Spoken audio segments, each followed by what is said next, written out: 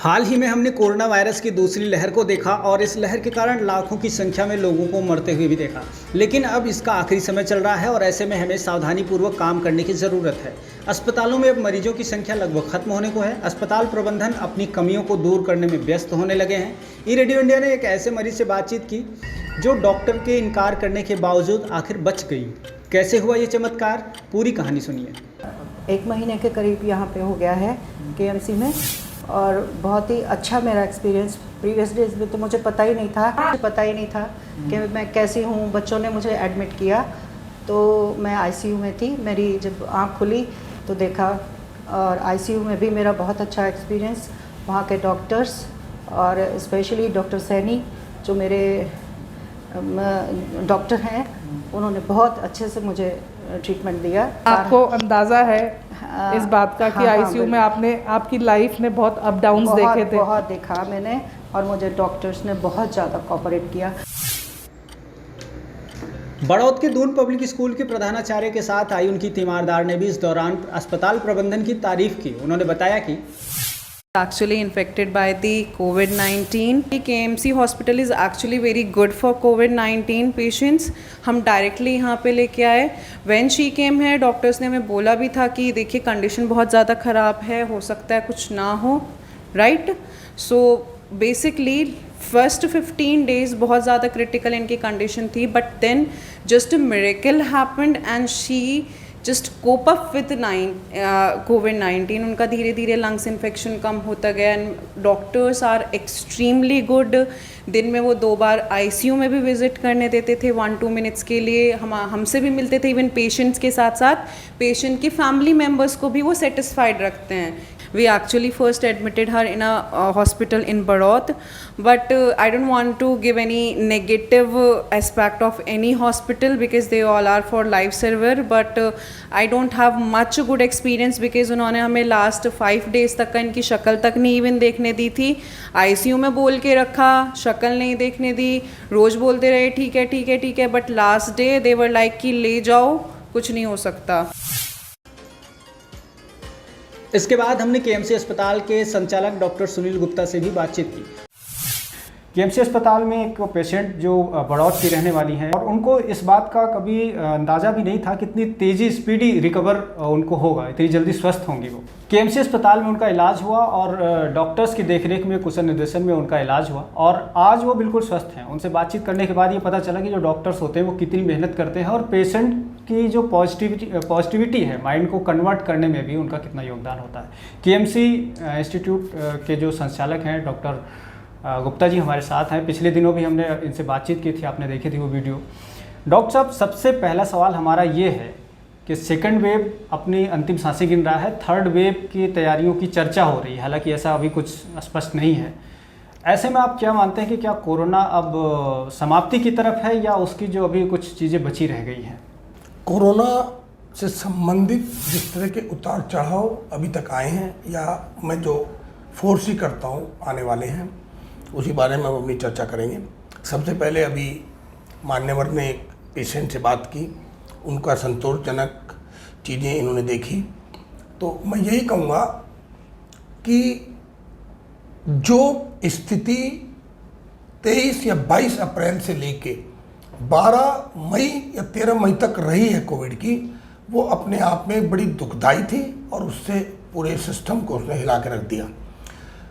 उस बीच में हमारी मैक्सिमम कोशिशों के बावजूद भी हम बहुत मरीजों को नहीं बचा पाए। ऑक्सीजन एक फैक्टर जरूर था कि साहब ऑक्सीजन अरेंज करने में समस्याएं आई, लेकिन फिर भी प्रशासन ने और सबने मिलकर ऐसा नहीं हुआ कि ऑक्सीजन अरेंज ना की हो। मशक्क़त करनी पड़ी, 24 घंटे भाग दौड़ करनी पड़ी, लेकिन ऑक्सीजन मिली।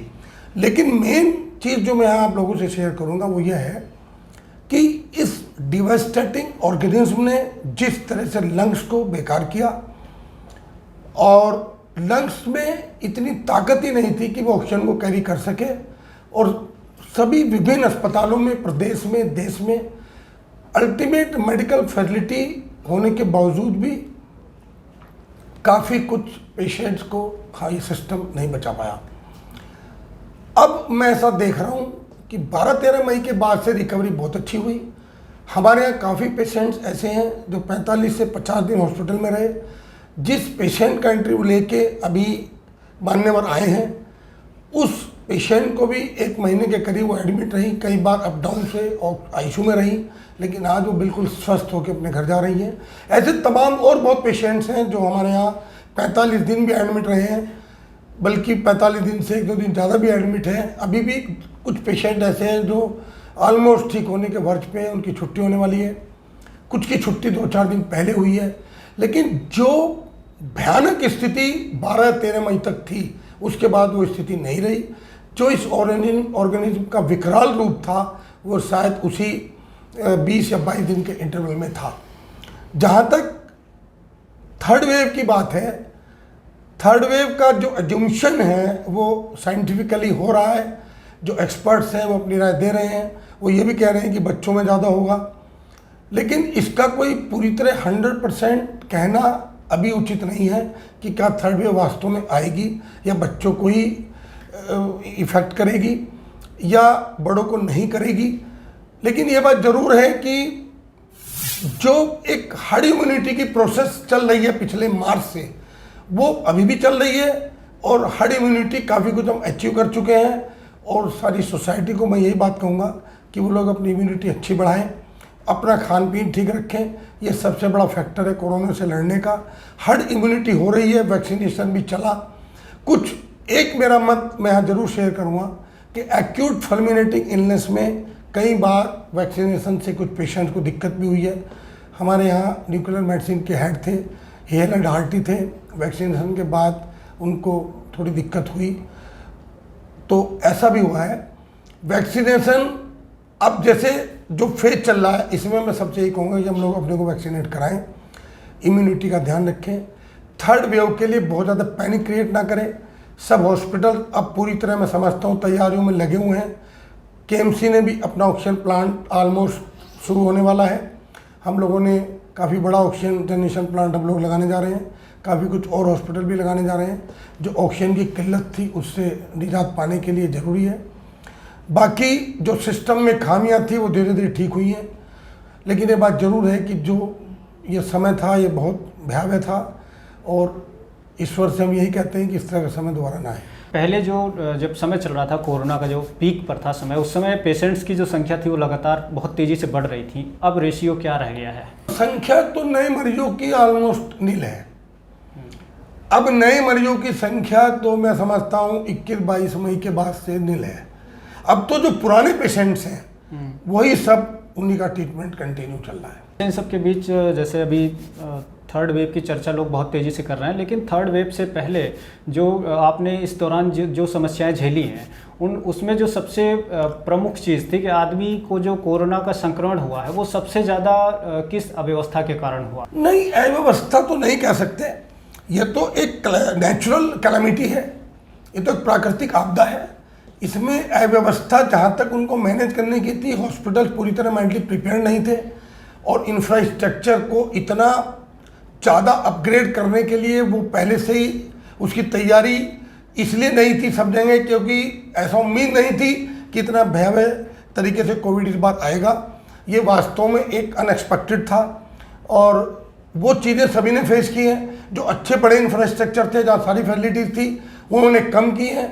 जो जिनके पास फैसिलिटीज़ कम थी उन्होंने ज़्यादा की हैं, लेकिन की सबने हैं। कोरोना संक्रमण जैसे अगर कोई दूसरी ऐसी आपदा ईश्वर करे कि ना आए, संभवतः है, कल्पना करें कि अगर ऐसी कोई दूसरी आपदा आती है तो केएमसी संस्थान कितना एक्टिव है और कितना तैयार है उसके लिए? नहीं, हम लोग तो हमेशा से एक्टिव हैं। केएमसी की जो फाउंडेशन 2006 में हमने इसका इनॉग्रेशन किया था, इसी कॉन्सेप्ट पे किया था। मल्टी स्पेशलिटी हॉस्पिटल है, इसमें एक छत के नीचे हर सुविधा है। Basic life support, critical care support, intensive life support, ये चीज़ें ही आज की डिमांड है ऐसे पेशेंट्स को मैनेज करने के लिए। आपके पास पूरा इन्वेस्टिगेशनल बैटरीज हैं, आपके पास पूरा डायग्नोस्टिक है, रेडियोलॉजी है, आपके पास एडवांस पैथोलॉजी सेंटर है, राउंड द क्लॉक आपके पास स्टाफ है, आपके पास डिपेंडेबल स्टाफ है, डॉक्टर्स हैं।